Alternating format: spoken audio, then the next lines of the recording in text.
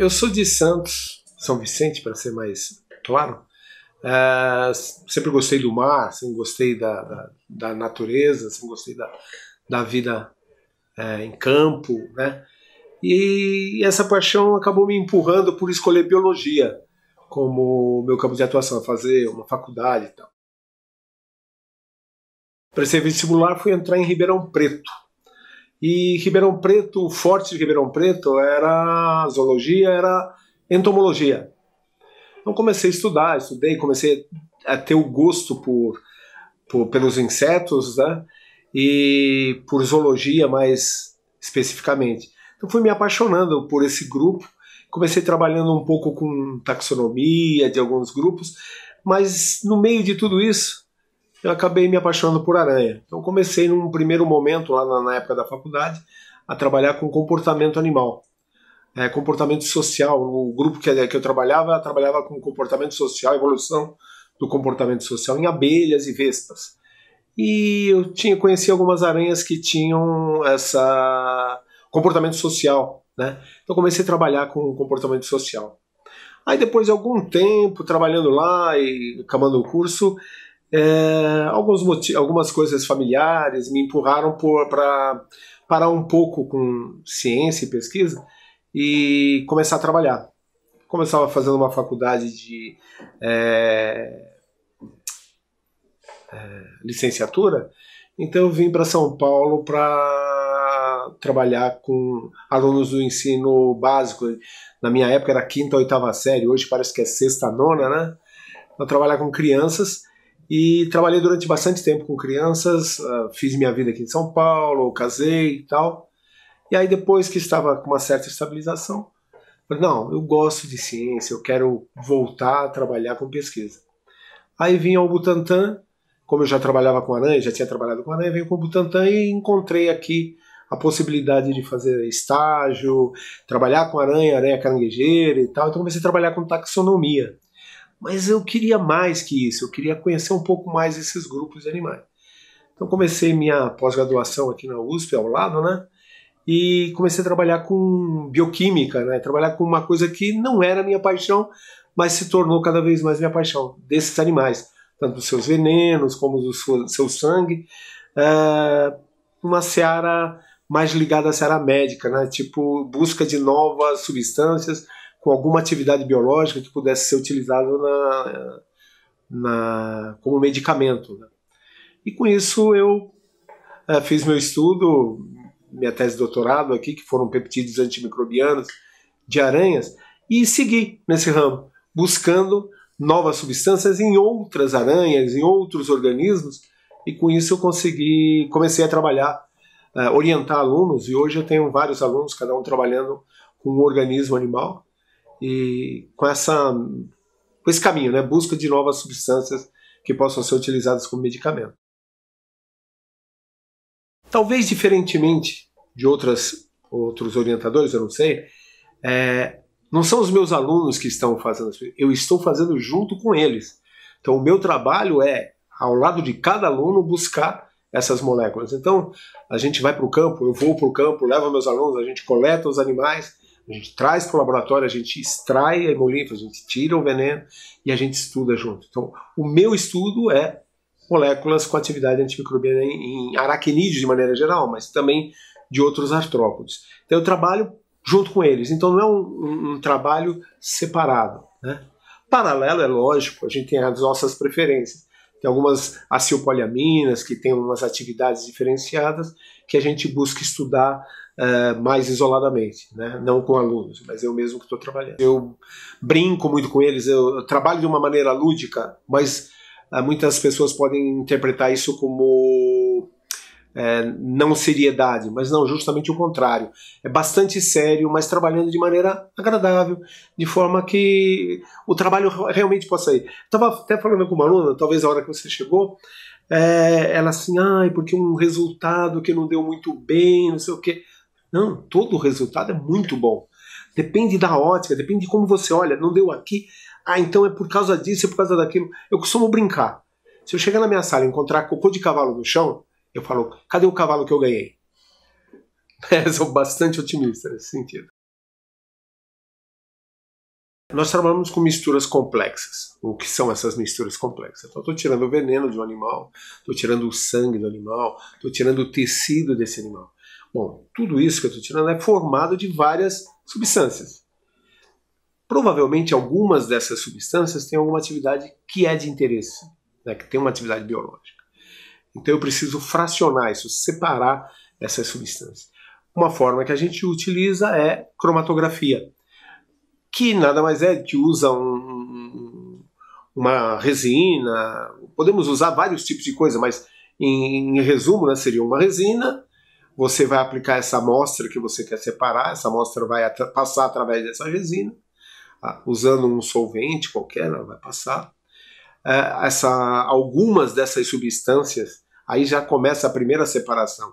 Algumas dessas substâncias vão ficar ligadas nessa resina, algumas não vão ficar. Então já começou a separar aquilo que você chama de mistura complexa. Bom, depois dessas substâncias que ficaram ligadas nessa resina, eu vou passar um solvente orgânico.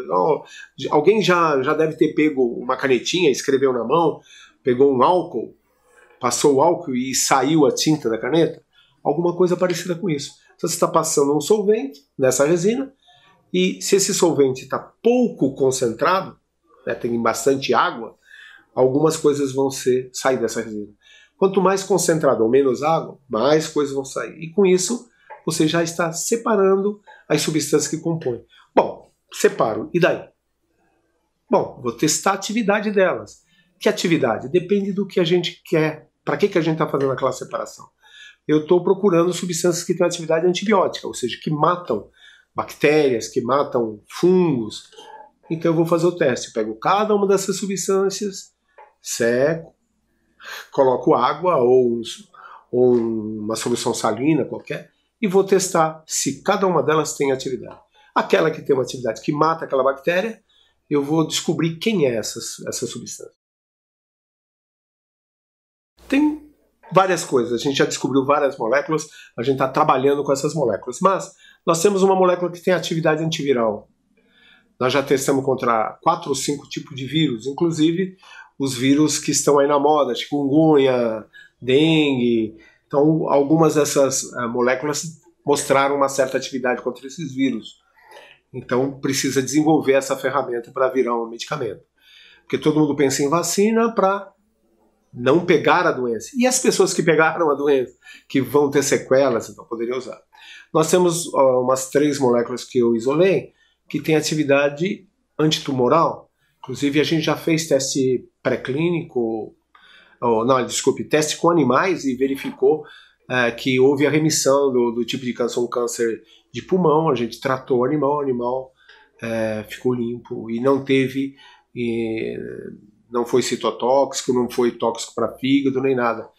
E outras moléculas que a gente encontra, que são as maioria, são atividade de antibiótico mesmo, e tem se mostrado como moléculas não tóxicas. Então, nós temos antivirais, antitumorais e antibióticos, moléculas bastante interessantes. A gente caminhou para isso. Agora, a gente precisa chegar nos testes mais adequados para validar isso como medicamento. Eu comecei, minha tese foi com uma aranha caranguejeira, bastante comum na região de São Paulo, e descobri pensando no seguinte. Qual? Foi neutro? Não, foi a Cantoscurria gomesiana, uma aranha caranguejeira bastante comum na região de São Paulo. Ela é bastante agressiva, brava, que nem a foneutra, mas o veneno dela não causa grandes problemas. Eu pensei nela por ser uma aranha grande, eu queria trabalhar com o sangue desse animal, mas as pessoas, mas por que caranguejeira? Ou por que aranha? Né? E por que sangue desses animais? Bom, se a gente for ver, as aranhas, ou os aracnídeos de maneira geral, estão na Terra há 450 milhões de anos. Se a gente vê os registros fósseis, praticamente mudou muito pouco ao longo desse tempo. Se mudou muito pouco, esses animais são um sucesso em ocupar os espaços. Por sua predação, por sua adaptabilidade a vários lugares, mas com certeza eles devem ter um sistema imunológico interessante, que propiciou eles conseguirem viver nesses ambientes. Tem aranhas que vivem na lama, tem aranhas que vivem no chão, debaixo de troncos, em lugares onde tem fungo, onde tem bactérias. Então eles tiveram sucesso com relação a isso. Então eu fui atrás disso e descobri várias moléculas com essas atividades que eu falei, antibiótico, antitumoral, antiviral. E, bom, não são só as caranguejeiras, tem as fornêutrias, tem as... tem pseudoescorpião, tem escorpião. Eu acho que os artrópodes estão aqui na Terra, tem um sucesso muito grande, estamos todos aí brigando com os mosquitos e moscas, né? Com as aranhas também, com os escorpiões. Então eu acho que estudar esse grupo como um todo pode ajudar bastante a gente a descobrir essas novas moléculas. Eu acho que é bastante importante desenvolver nos jovens esse gosto por ciência, esse entender a ciência. É claro, nem todos vão trabalhar nesse caminho, mas é importante a compreensão de todos, porque isso faz com que as pessoas consigam preservar esse mundo que a gente vive, né? O mundo, uma vez uma pessoa veio reclamar que no sítio que ela comprou estava cheio de aranha e cheio de escorpião. Falei, olha, minha senhora, a senhora ocupou o lugar desses animais, não são eles que estão ocupando esse lugar. Então a gente tem que aprender, né, com o gosto pela ciência, a gente tem que aprender a conviver com eles, saber conviver, saber evitá-los, é lógico, não se contaminar, não ficar doente e tal, mas isso leva a gente a preservar o ambiente que a gente vive, a Terra de maneira geral. E isso eu penso assim, eu, alunos, comunidade, né? Mas é triste ver que, tanto no Brasil como fora do Brasil, a ciência ainda é deixada de lado, o comércio é mais importante, né? As necessidades mais rápidas, mas agora, são mais importantes do que a ciência, do que preservar, do que manter. A gente vê que, à medida que um povo é mais culto, um povo mais... que compreende mais, ele exige mais dos seus governos. Mas os governos, a maior parte, estão mais interessados naquele momento.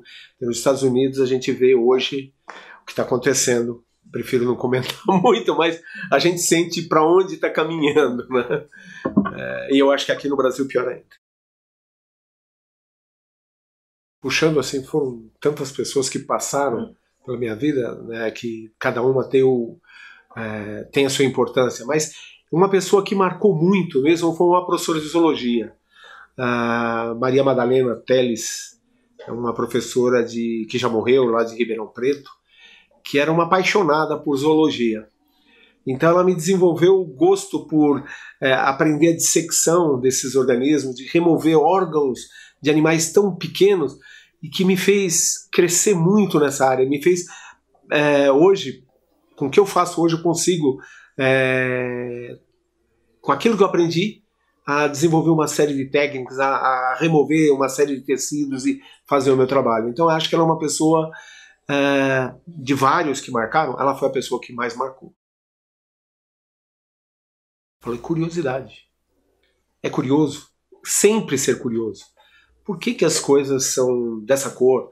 Por que elas são assim, são assado? Por que não é desse jeito? Ser curioso. Sabe aquela curiosidade da criança dos 4, 5 anos que vem perguntar por que o céu é azul?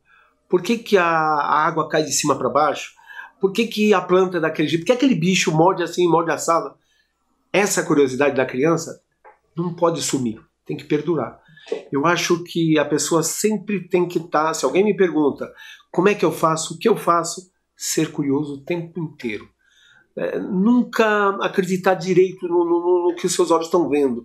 É olhar de várias facetas, tentar tirar o máximo daquilo que você está vendo. Então, curiosidade. Para mim é isso, curiosidade.